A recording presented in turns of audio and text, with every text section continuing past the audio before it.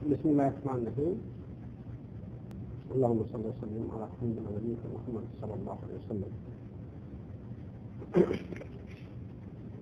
عن أم كلثوم بنت عقبة بن أبي معيط رضي الله عنها قالت: سمعت رسول الله صلى الله عليه وسلم يقول: ليس الكذاب الذي يصلح بين الناس فينمي خيرا ويقول خيرا. اس حدیث میں حضرت ام کلثوم عقبہ بن عامر بن ابی معیط رضی اللہ تعالیٰ عنہ سے روایت ہے، فرماتی ہے کہ رسول اللہ صلی اللہ علیہ وسلم کو سنا کہ وہ شخص جھوٹا نہیں ہے جو دو آدمی کے درمیان اصلاح کرتا ہے، اس کی طرف سے اچھی بات کہتا ہے اور سچی بات بولتا ہے. یہ حدیث کا ترجمہ ہے. اس حدیث میں جو مفہوم بتایا گیا ہے کہ دو آدمی کے درمیان یا دو جماعت کے درمیان یا دو فریق کے درمیان اگر کوئی شخص کوئی اچھی بات ایک دوسرے کی طرف سے پہنچاتا ہے اور نیت یہ ہوتی ہے کہ ہم دونوں کے درمیان مصالحہ کرا دیں، اصلاح کرا دیں، دونوں کے درمیان صلح کرا دیں، اگر اس نیت سے وہ بات پہنچاتا ہے جو اس نے بولا نہیں. یہ تشریح میں کل کیا تھا لیکن حدیث وہ نہیں پڑھا تھا جو آج پڑھ رہا ہوں. تو کچھ لوگوں کے دماغ میں ہوگا کہ حدیث کل بھی گزری ہے، لیکن کل میں نے اس کا مفہوم بتایا تھا. یہ حدیث نہیں پڑھا تھا، حدیث آج گزری ہے. تو اس میں بتایا گیا کہ اگر کوئی آدمی دو گروپ کے درمیان اصلاح کرنا چاہتا ہے اور دونوں میں سے کوئی کسی سے بولنا نہیں چاہتا ہے، کوئی کسی سے ملنا نہیں چاہتا ہے، کوئی کسی سے جو ہے دوستی تعلقات اصلاح اور آپس کے تعلقات درست نہیں کرنا چاہتا ہے، تو اس میں سے ایک شخص کوئی دوسرا آدمی اس کو بھی ظاہر کہتا ہے کہ فلاں آدمی آپ کے بارے میں اچھی رائے رکھتا ہے، اور جو کچھ اس نے آپ نے سنا ہے وہ گویا آدھی سچی ہے آدھی غلط ہے. اب دوسرے کے پاس جا کے بھی کہتا ہے کہ وہ آدمی آپ کے بارے میں اچھی رائے رکھتا ہے، گھر سے آپ کے درمیان کچھ ہوا وہ بھول جاؤ، وہ آدمی اچھے آپ کے بارے میں اچھا خیال رکھتا ہے. اس طرح سے دو آدمی کو، دو گروپ کو یا دو جماعت کو یا دو قوم کو متحد کر سکتا ہے انسان. اس کے بارے میں حدیث میں رسول اللہ صلی اللہ علیہ وسلم فرمایا: ليس الكذاب الذي يصلح بين الناس فينمي ذاك ويقول ذاك ينمي خيرا ويقول خيرا. وہ سب جھوٹا نہیں ہے، لیکن کہنے کا رسول اللہ صلی اللہ علیہ وسلم مقصد ہے کہ وہ جھوٹا نہیں ہے جو دو جماعت کے درمیان لوگوں کے درمیان اصلاح کراتا ہے. طریقہ کیا نکالتا ہے؟ یعنی خیرن، وہ خیر کو، بھلائی کو بڑھاوا دیتا ہے. ینمو کے معنی ہے بڑھانا، آگے اونچا کرنا اس چیز کو، یعنی خیر کو بڑھانا چاہتا ہے. اور ظاہر سی بات ہے کہ سماج میں، جس معاشرے میں یا جس گھر میں یا جس گروپ میں اگر دو آدمی میں جھگڑا ہو، دو آدمی میں اختلافات ہو، تو وہاں اچھا ہی تو نہیں لگے گی، وہاں کوئی اچھی چیز یا خیر کی امید تو ہوگی نہیں. وہ اس کے بدن ہوگا، وہ اس کے بدن ہوگا، پھر باہر میں جا کر کے دو آدمی دونوں کے خلاف، ایک دوسرے کے خلاف لوگوں کو برائی بولیں گے. اسی کی طرف رسول اللہ صلی اللہ علیہ وسلم. پھر ایک اور حدیث کا ایک ٹکڑا میں بولنا چاہتا ہوں. اسی حدیث کا جو ہے ٹکڑا ہے امام مسلم نے نقل کیا ہے اس کو.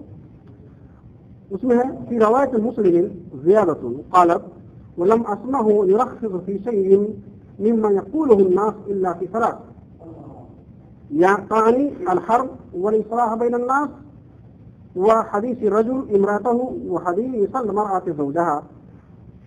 تو خود وہی یعنی ام کلثوم بنت عقبہ بن عامر بن معیط رضی اللہ تعالیٰ عنہ فرماتی ہیں، وہ جو امام مسلم نے اس کو روایت کی ہے، اس میں کچھ اور اضافہ ہے، جتنا زیادہ ہے کہ وہ فرماتی ہے کہ رسول اللہ صلی اللہ علیہ وسلم نے یہ بھی فرمایا کہ تین گروپ، جس میں سے ایک جس کے درمیان جنگ ہو، دوسرا لوگوں کے درمیان اصلاح کرنا مقصد ہو، اور تیسرا بیوی کی بات شوہر تک اور شوہر کی بات بیوی تک، جس میں اختلافات ہو، جن میاں بیوی کے درمیان اختلافات ہو، تو ان دونوں کے درمیان محبت پیدا کرنے کے لیے، تعلقات استوار کرنے کے لیے، آپس میں اصلاح کرنے کے لیے دونوں کے درمیان ایسی بات کرے کہ جس سے دونوں کے دل مل جائے، دونوں متحد ہو جائے. ایک حدیث اس نے اور پڑھی ہے جو جس کے 3 الفاظ مشکل ہیں، اس کی روایت میں پڑھ دیتا ہوں، اس کے بعد ترجمہ مختصر کرتا ہوں.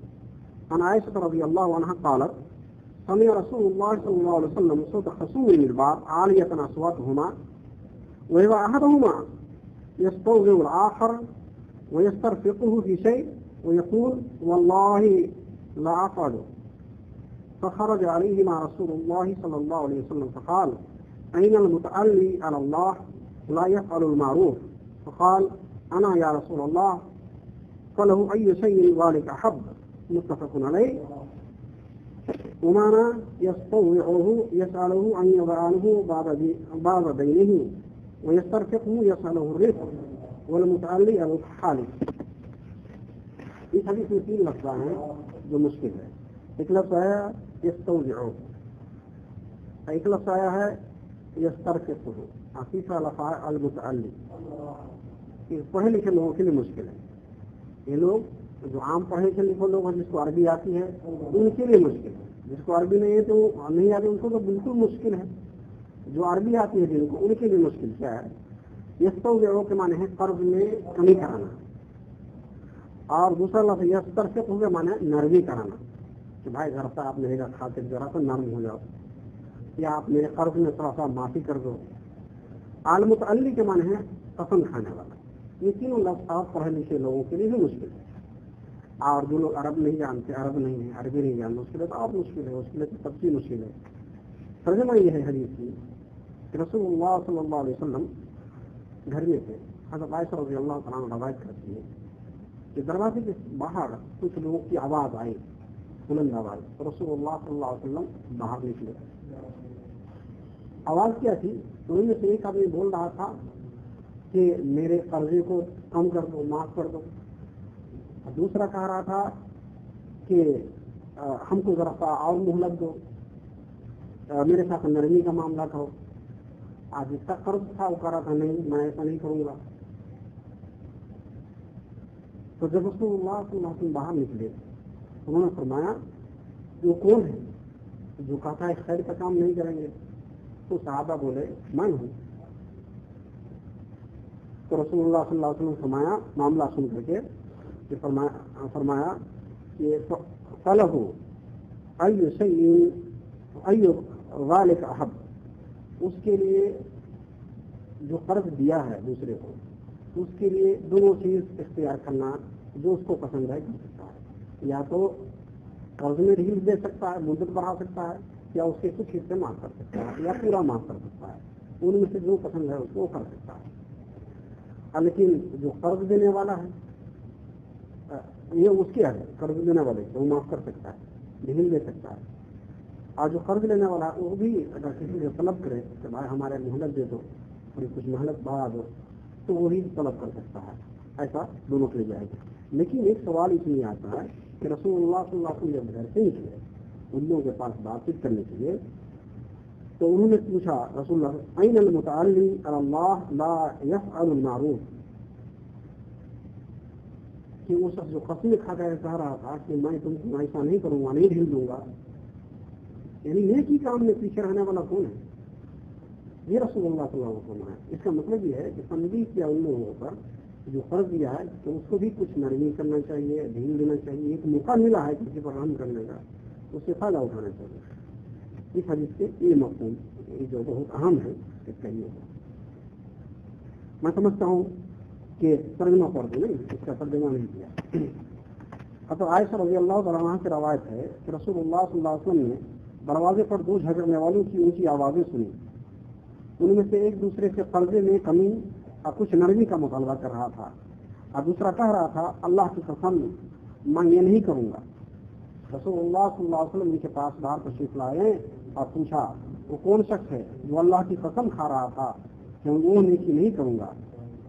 وہ شخص بولا کہ میں ہوں اے اللہ کے رسول، اور ساتھ ہی اس نے نرمی کا مظاہرہ کرتے ہوئے کہا اور اسے ان دونوں میں سے اس چیز کا اختیار ہے جسے وہ پسند کرے، یعنی قرض میں کچھ کمی کرا لے یا مہلت لے.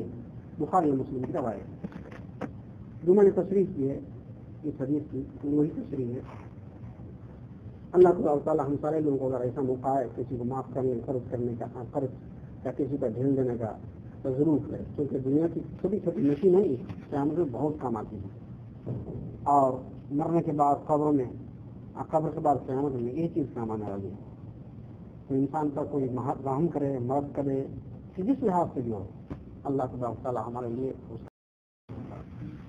اللہ تعالیٰ اس کا انصاف دلائے گا۔ یہ آج کی حدیث میں ہے کہ عائشہ رضی اللہ تعالیٰ عنہا نے ارشاد فرمایا کہ رسول اللہ صلی اللہ علیہ وسلم نے فرمایا کہ جس نے ایک بالشت کے برابر بھی کسی کی زمین ظلم سے حاصل کرے تو اللہ تعالیٰ اس کے گلے میں ساتوں کا زمین اس کے گلے میں سوف بنا کے لگا دے۔ یہ اس حدیث کا ترجمہ ہے جو متفقون علیہ کی حدیث ہے، بخاری اور مسلم کی روایت ہے۔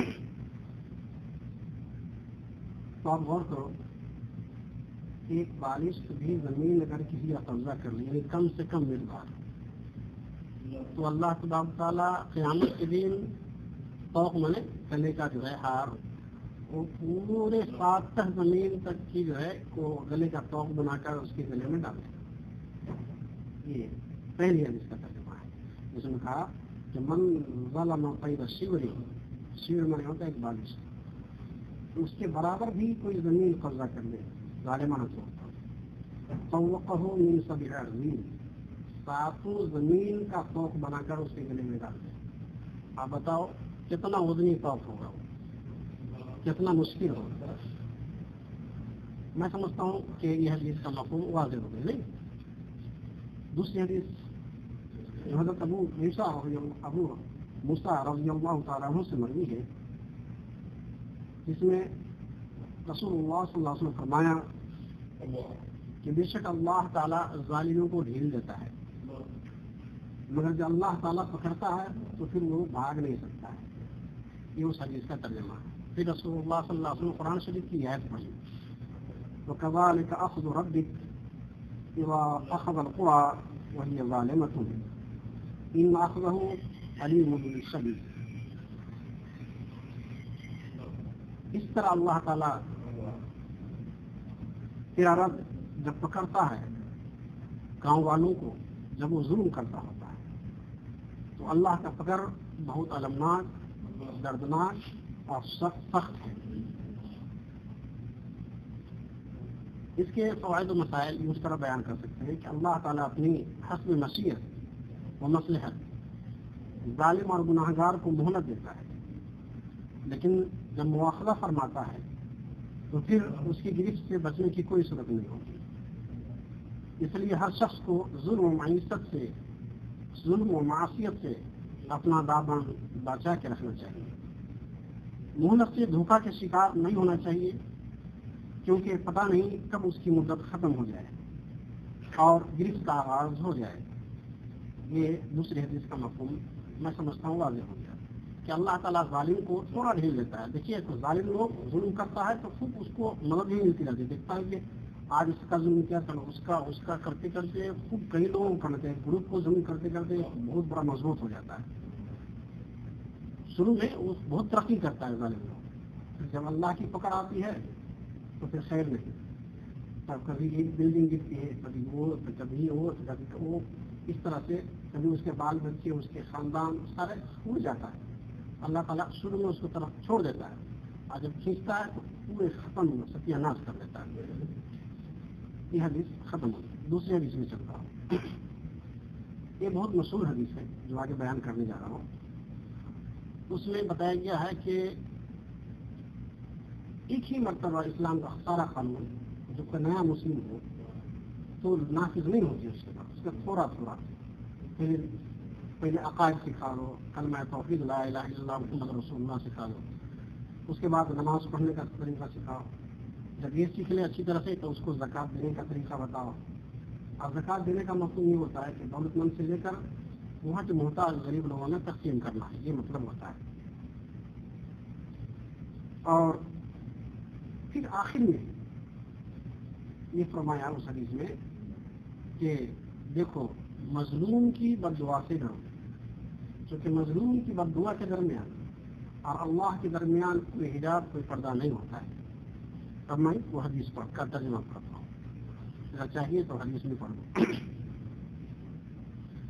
حضرت معاذ رضی اللہ تعالیٰ عنہ روایت کرتے ہیں کہ مجھے رسول اللہ صلی اللہ علیہ وسلم نے یمن کے علاقے میں بھیجا تو فرمایا تم ایسے لوگوں کے پاس جا رہے ہو جو اہل کتاب میں سے ہیں، چنانچہ تم سب سے پہلے انہیں اس بات کی دعوت دینا کہ لوگ لا الہ الا اللہ اور محمد رسول اللہ کا اقرار کر لیں۔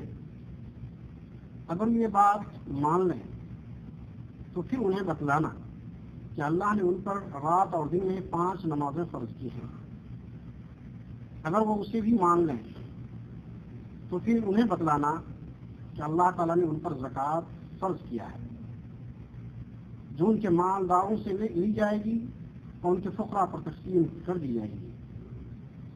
اگر وہ اسے مان لیں تو زکوٰۃ وصول کرتے وقت ان کے عمدہ مال لینے سے اجتناب کرنا، بچنا، اور مظلوم کی بد دعا سے بچنا، اس لیے کہ اس کی بد دعا اور اللہ کے درمیان کوئی رکاوٹ نہیں ہے۔ بخاری و مسلم۔ اس حدیث کے ذیل میں چند باتیں لکھی ہے، میں اس کو پڑھنے میں مناسب سمجھتا ہوں۔ فوائد و مسائل۔ کفار و مشرکین اور اہل کتاب سے اگر جہاد کی نوبت آ جائے تو قتال سے پہلے یعنی جنگ سے پہلے انہیں اسلام قبول کرنے کی دعوت دی جائے اور پھر انہیں نماز، زکوٰۃ اور دیگر احکام و فرائض کی تعلیم دی جائے۔ زکوٰۃ جس علاقے سے اغنیا سے وصول کی جائے اسی علاقے کے فقراء پر تقسیم کی جائے، اگر بچ جائے تو پھر دوسرے علاقوں میں تقسیم کی جا سکتی ہے۔ عاملین زکوٰۃ کے لیے ضروری ہے کہ وہ زکوٰۃ کی وصولی میں ظلم کرنے سے گریز کریں اور لوگوں کی بد دعا کے مستحق بن کر اللہ کے غضب و عقاب کے اہل نہ بنے۔ تو اس حدیث میں یہی بات آئی کہ کچھ لوگ اس زمانے میں ظلم کی ایک شکل یہ ہوتی تھی کہ زکوٰۃ وصول کرنے گئے تو ان میں سے جو عمدہ مال ہے، جو اچھا ہے وہ چن کر لے لیا۔ ایک شکل یہ، اس کی بھی حدیث آ گئی ہے۔ ایک شکل یہ ہے کہ کچھ لوگ ہم گئے وہاں حاکم بن کے، ہمیں کچھ تحفہ دے رہے ہیں، ہدیہ دے رہے ہیں۔ آج رسول اللہ صلی اللہ علیہ وسلم کے سامنے پیش کیا تو فرمایا کہ حضرت یہ مال تو ہے بیت المال کا ہے، اور یہ مال ہے نا یہ مجھے ہدیہ دیا ہے۔ رسول اللہ صلی اللہ علیہ وسلم بہت غصہ ہے۔ ایسے ایک شخص نے کیا، رسول اللہ صلی اللہ علیہ وسلم کافی غصہ آیا، منبر پر کھڑے ہوئے لوگوں کو اعلان کیا کہ میں اس کو مال وصول کرنے کے لیے بھیجتا ہوں تو کہتا ہے کہ یہ مال تو بیت المال کا ہے، یہ مال اس کا اپنا ہے، لوگوں نے ہدیہ دیا ہے۔ کیوں اپنی ماں کے اور اپنے باپ کے گھروں میں بیٹھا رہا اور لوگ آ کے ان کو ہدیہ دیتا؟ اگر یہی بات تھی تو ان کے گھر میں ہوتا، پہلے جانے سے پہلے کیوں نہیں دیتا تھا لوگ ہدیہ؟ سرکاری کام سے کیا، گورنمنٹ کے کام سے کیا، رسول اللہ صلی اللہ علیہ وسلم بھیجا تو لوگوں نے انہیں ہدیہ دیا، تو کس کا ہوا سامان؟ رسول اللہ صلی اللہ علیہ وسلم کا ہوا، اللہ کے رسول کا ہوا، عام مسلمانوں کا ہوا۔ اب وہ کہتا ہے میرے لیے خاص سے ہدیہ لوگوں نے دیا، ایسا ہو نہیں سکتا۔ تو اس طرح کے ظلم ممکن ہے، اس سارے ظلم سے رسول اللہ صلی اللہ علیہ وسلم نے اللہ تعالیٰ نے منع فرمایا۔ کہا ظالم جب ہاتھ اٹھاتا ہے تو اس کی بد دعا اللہ تعالیٰ ڈائریکٹ سنتا ہے، بیچ میں کوئی پردہ نہیں ہوتا ہے۔ تو سارے لوگوں سے اللہ تعالیٰ نے اور رسول اللہ صلی اللہ علیہ وسلم نے حدیث فرمایا کہ ظلم سے بچو، یہ سب سے بڑی چیز ہے۔ وآخر دعوانا سبحان ربک رب العزة عما یصفون وسلام علی المرسلین والحمد للہ۔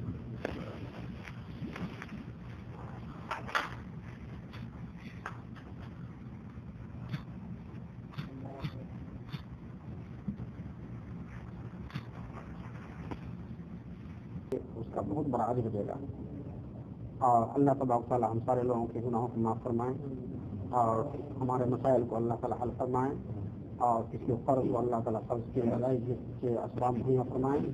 آج بیمار ہو اللہ تعالیٰ ان کی بیماری اور اس میں صحت کی آج عطا فرمائیں. واخر دعوانا الحمد للہ رب العالمین.